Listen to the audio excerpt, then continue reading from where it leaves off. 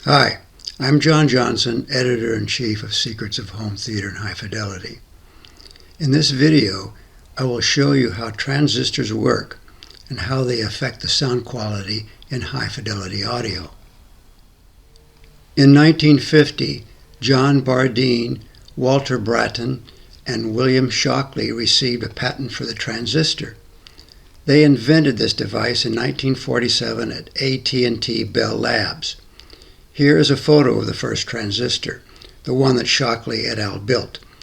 You can see a paperclip at the top indicating the size of the transistor, maybe a couple of inches in height. High-powered transistors are still pretty big, but these days millions of transistors can fit on a computer processing chip, although they are limited to very low voltages. Not all of the glory goes here, though.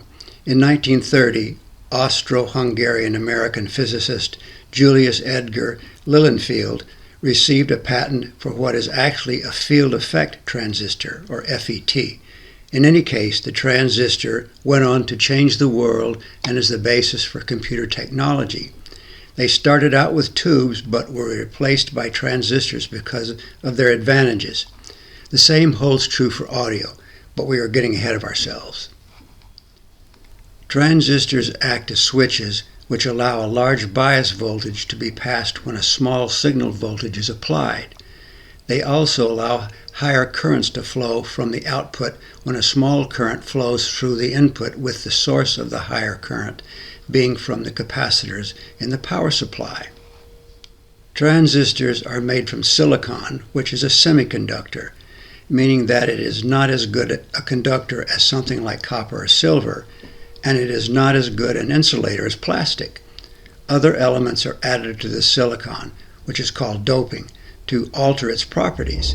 If the elements are antimony, arsenic, or phosphorus, this silicon can be easily negatively charged and is called an N-type. If the elements are aluminum, boron, or gallium, the silicon can easily be positively charged, called a P-type. The charging is accomplished by the direction of the electrical signal flow, or bias voltage, that is placed upon it. While N-type silicon is easily negatively charged, it can be forced to be positively charged, and the reverse is true for P-type silicon. Here is a diagram of an NPN and PNP transistor, showing an input small current and the resulting large current output. The flow is reversed between an NPN and PNP.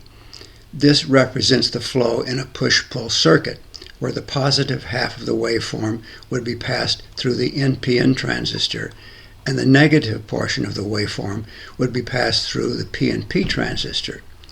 A voltage difference of at least 0.7 volts between the base and the collector for NPN and between the base and emitter for PNP is necessary for current to flow. These two diagrams are of bipolar transistors, which are called bipolar junction transistors. FETs will be discussed next. While bipolar transistors are current operated with low input impedance, a second type of transistor called a field effect transistor, or FET, is voltage operated with high input impedance. Both bipolar transistors and FETs can act as voltage amplifiers and current amplifiers. The difference is the input control mechanism. Keep in mind that they do not magically change low voltages or low current into high voltages and high current. They input a low voltage or low current and then allow a higher voltage or higher current to be passed through the output. The high voltage is taken from a bias voltage that is placed at the output, and the high current is taken from the power supply. The FET has three connections like a bipolar transistor, and their functions are similar, but they are designated differently.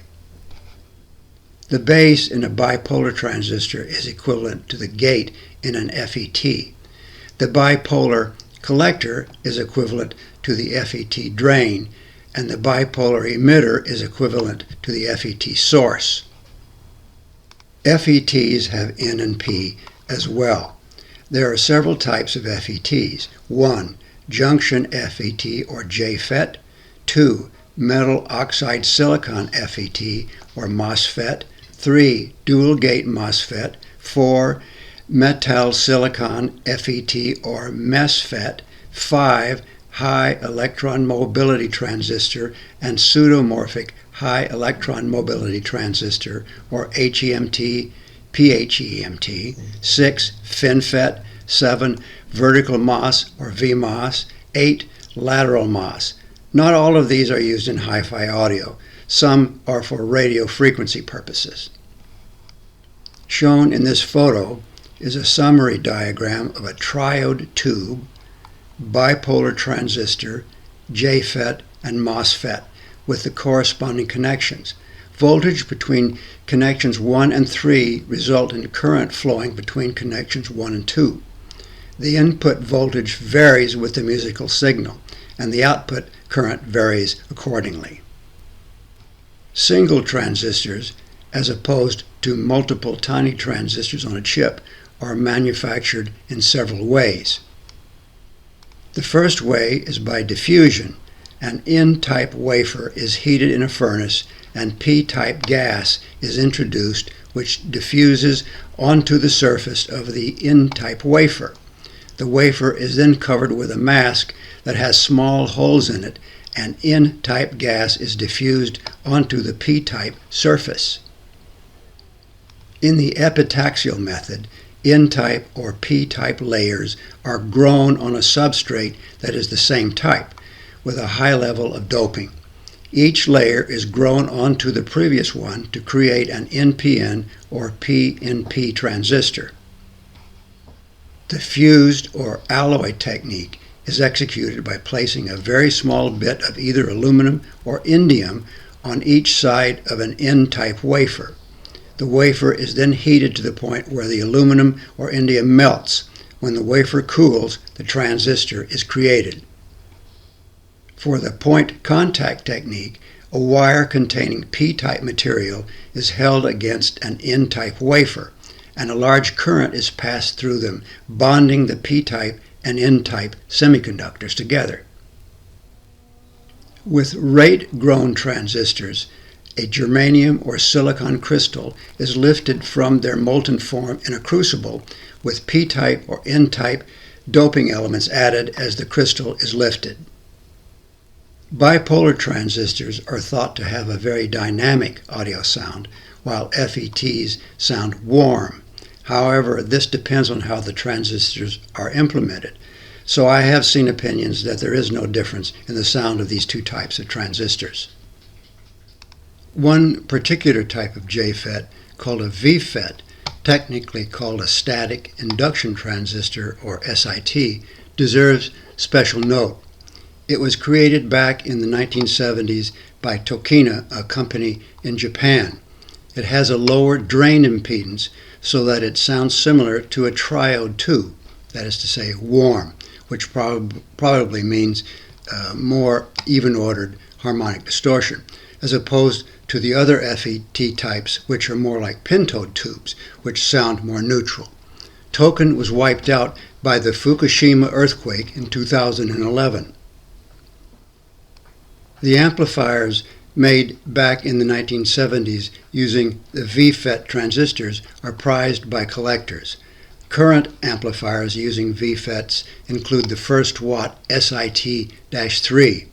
It is a single-ended, single-stage, pure Class A amplifier and is characterized by a warm, lush sound, the same sound as a single-ended triode tube amplifier. It has one VFET for each channel and outputs 18 watts per channel into 8 ohms. It is priced at $4,000. There is a rumor that VFET SITs will be manufactured in 2023 or 2024 in response to the large degree of interest. The newest transistor designs emphasize high-frequency switching efficiency, which means audio amplifiers that use switching technology.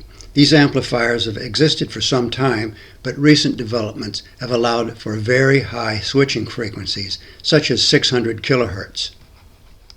Instead of supplying a continuous voltage that follows the audio signal, they switch on and off, which increases amplifier efficiency. They have more noise than non-switching amplifiers and more distortion in some respects, but they are probably the future of high-end audio, and they are routinely used now in home theater receivers that have all of the new channels in Dolby Atmos movies. Switching technology allows for the receiver to have 9 or more power amplifiers for all those channels without the receiver weighing 150 pounds or costing a fortune. The sound characteristics are still open for discussion. A higher noise floor buries some of the harmonic distortion peaks, and that does affect the tonality of the sound. Because newer transistor designs focus on high-frequency switching, some amplifier manufacturers have purchased large inventories of older transistor designs that they prefer. You can see a more detailed description of how switching technology works in Video 3 of our series Stereo Audio and Home Theater 101 Plus. I am indebted to Nelson Pass from Pass Laboratories for assistance in the preparation of this video. Thanks for watching.